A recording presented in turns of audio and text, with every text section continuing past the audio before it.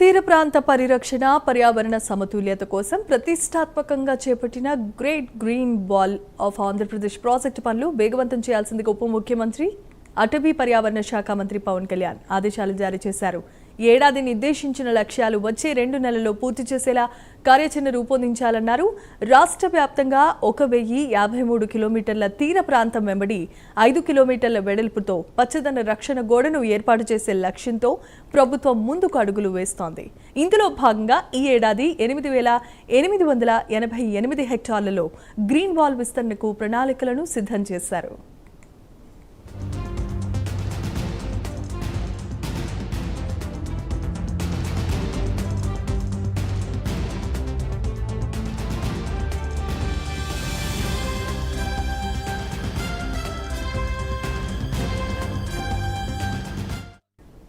గత 2 ఏళ్లలో మడ అడవుల విస్తరణలో ఆంధ్రప్రదేశ్ దేశంలోనే 2వ స్థానంలో నిలిచిందన్నారు పవన్ కళ్యాణ్.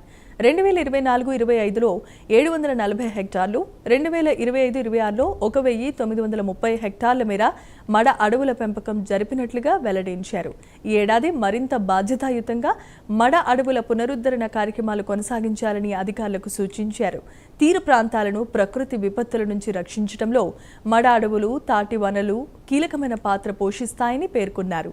ఈ ఏడాది దాదాపు 5,000 హెక్టార్లలో తాటి వనాల ఏర్పాటే లక్ష్యంగా పెట్టుకున్నట్లుగా తెలియజేశారు. కాలువగట్లు, చెరువులు, తీర ప్రాంతాల్లో తాటి చెట్లు గాలి నిరోధక వ్యవస్థగా ఉపయోగపడతాయని వివరించారు.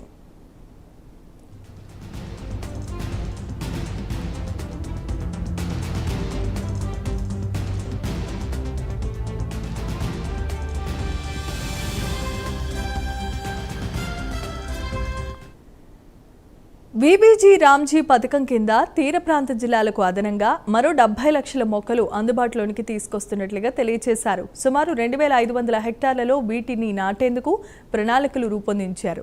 ప్రజల భాగస్వామ్యంతో తాటి వనాలు, సామాజిక వనాల అభివృద్ధిని ముందుకు తీసుకెళ్లాలని, స్థానిక పరిస్థితులకు అనుగుణంగా అటవీకరణ కార్యక్రమాలు చేపట్టాలని పవన్ కళ్యాణ్ స్పష్టం చేశారు. గ్రేట్ గ్రీన్ వాల్ ప్రాజెక్టును అన్ని శాఖల సమన్వయంతో నిరంతరం పర్యవేక్షిస్తున్నామని తెలిపారు.